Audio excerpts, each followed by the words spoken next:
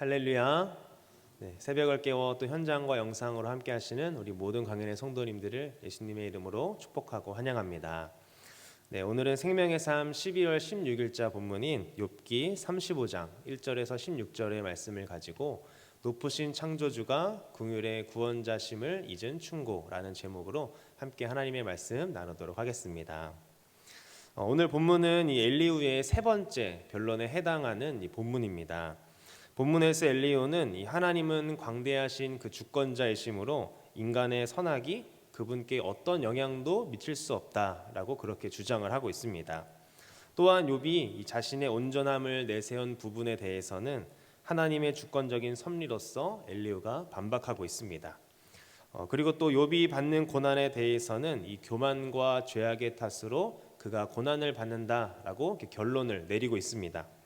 엘리후가 어떻게 언급하는지 우리가 함께 본문을 통해서 살펴보도록 하겠습니다. 2절을 함께 보겠습니다. 그대는 이것을 합당하게 여기느냐? 그대는 그대의 의가 하나님께로부터 왔다는 말이냐? 아멘. 엘리후가 보기에 욥이 자신을 무고하다고 주장하는 것은 이 하나님이 자신을 부당하게 다룬다는 그 전제 위에 있습니다. 한 걸음 더 나아가서 욥이 공공연하게 말한 것은 아니지만 이 자신의 무고함을 강조하고 이 자신을 부당하게 다룬 하나님을 비난함으로써 마치 자신이 하나님보다 더 의롭다고 주장하는 것처럼 엘리후는 그렇게 보았습니다. 그런데 욥기서를 보면 욥은 결코 하나님보다 자기가 의롭다고 생각한 적이 없을 뿐더러 또 그와 같은 생각으로 위와 같은 말을 한 적이 없습니다. 그런데도 엘리후의 이런 발언은 어찌 보면 이 극단적인 자신의 논리의 문제로 확대시키는 것이죠. 자기의 수준이나 경험으로 이 도저히 용납되지 않는 것들에 대해서 무조건 비판하려 드는 경향을 말합니다. 나에게 일어나는 일들을 통해서 또 아니면 주변에 일어나는 그 일들을 통해서 내 지식이나 경험으로 용납이 되지 않는다면 이 부정적으로 바라보거나 이 비판하려 드는 모습을 말하는 것입니다. 우리가 신앙생활을 하다 보면 무엇을 겪습니까? 하나님의 그 놀라우신 섭리 가운데 우리의 지식으로는 이해할 수 없는 일들이 너무나도 많이 경험하게 되고 또 주변 사람들에게서 듣게 됩니다. 이럴 때 우리가 어떻게 해야 할까요? 내 머리로 이해가 안 된다고 또 무조건 비판하고 또 판단하는 것이 아니라 하나님의 뜻이 무엇인지 우리가 기도하며 기다려야 할 것입니다. 왜냐하면 하나님께서는 하나님의 때에 자신의 뜻을 우리에게 밝히 알려주실 것이기 때문입니다.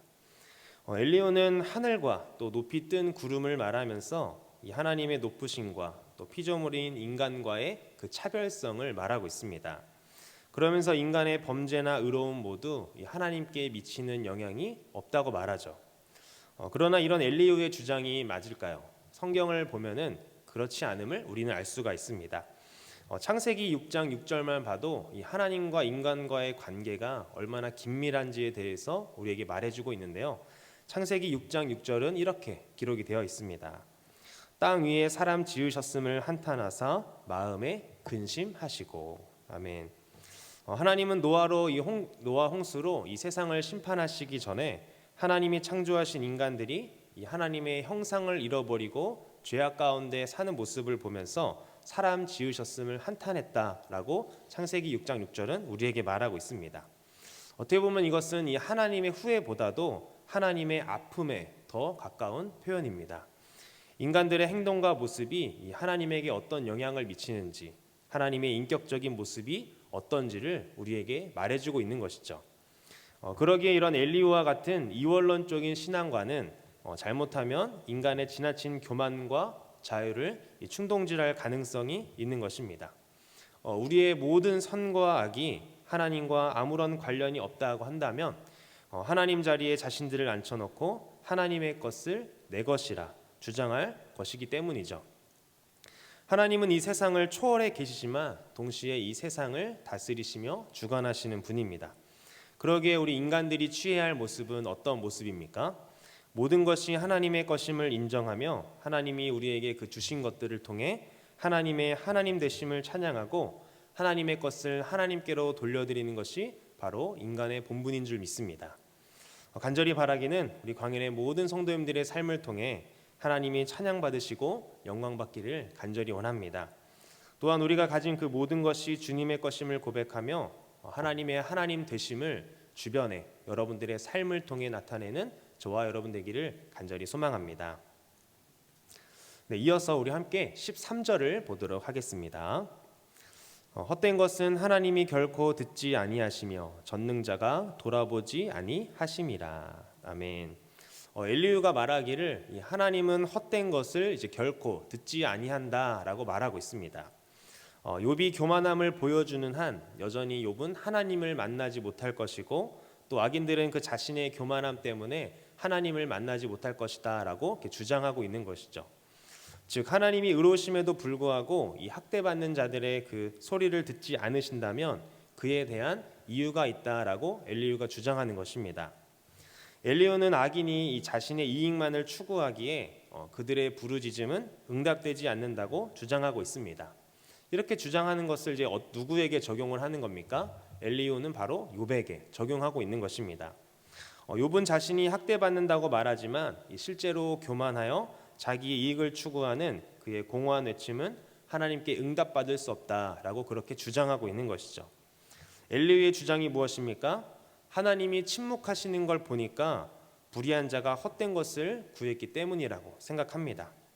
욥이 의인이 아니라 이 교만한 자이기에 하나님이 응답하시지 않는다라고 그렇게 주장하고 있는 것이죠. 우리의 삶 속에도 어떤 생각들이 듭니까?